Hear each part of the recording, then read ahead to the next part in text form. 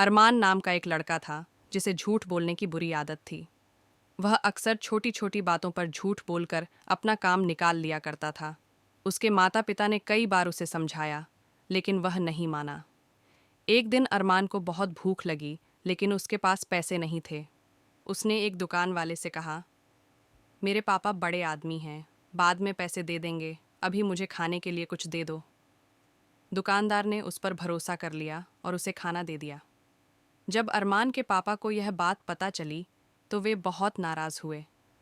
वे उसे दुकान पर ले गए जहां उसने झूठ बोला था।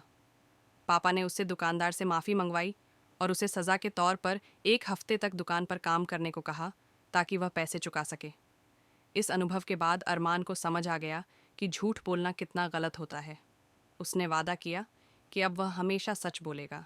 सीख: झूठ बोलने से थोड़ी देर के लिए फ़ायदा हो सकता है, लेकिन अंत में सच्चाई की ही जीत होती है।